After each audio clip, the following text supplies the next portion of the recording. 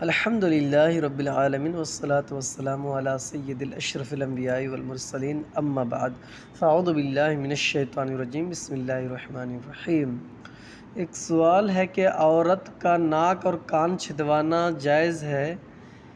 سوال یہ ہے کہ جتنے سوراخ عام طور پر رائج ہیں اس سے زائد کان یا ناک میں سوراخ کروانا جائز ہے یا نہیں۔ مثلا ناک کی ایک جانب سوراخ ہو اور دوسری جانب چھدوانا یا ناک کے درمیان میں چھدوانا، جیسا کہ بعض جگہ یہ طریقہ رائج ہے، کیا یہ درست؟ دیکھیں، دین اسلام میں خواتین کے لیے زیب و زینت اور آرائش و زیبائش مطلقاً منع نہیں، بلکہ شریعت کی حدود کی رعایت کے ساتھ جائز اور مشروع ہے، جس کا ایک طریقہ عورتوں کا کان میں سوراخ کر کے زیور لٹکانا بھی ہے، اور اس سے مقصود ہے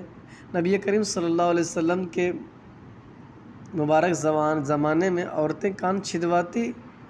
تھی، لیکن نبی کریم صلی اللہ علیہ وسلم نے انہیں کبھی منع نہ فرمایا، اور فقہائے اسلام نے رسول کریم صلی اللہ علیہ وسلم کے منع نہ فرمانے سے استدلال کرتے ہوئے اسے جائز قرار دیا ہے۔ اور زمانہ نبوی میں عورتیں ناک نہیں چھدواتی تھیں، لیکن جب فقہائے اسلام نے دیکھا کہ بعض علاقوں میں عورتیں ناک میں بھی سوراخ نکلواتی اور اس میں بطور زینت زیور لٹکاتی ہیں، تو انہوں نے اس کے بھی جواز کا فتویٰ دیا، کیونکہ کان میں سوراخ کرنا اور زیور پہننا عورتوں کی زینت کے طور پر ہے، اور ناک میں سوراخ کرنے سے بھی یہی مقصود ہے، اس لیے اسے صرف کان کے ساتھ خاص نہیں کیا گیا، بلکہ زینت مقصود ہونے کی وجہ سے ناک میں سوراخ کو بھی جائز قرار دیا۔ اس کے بعد جو آپ نے صورت بیان کی،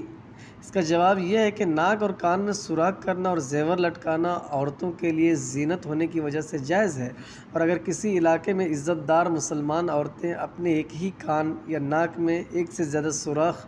کر کے اس میں زیور لٹکاتی ہوں تاکہ اس سے زینت حاصل ہو، تو اس میں بھی کوئی حرج نہیں کہ ایک سوراخ سے جو مقصود ہے وہی ایک سے زیادہ سوراخوں سے مطلوب ہے۔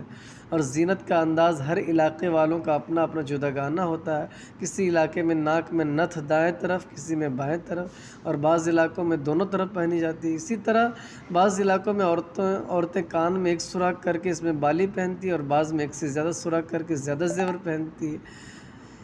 تو اس میں پہننے میں کوئی حرج نہیں ہے، اور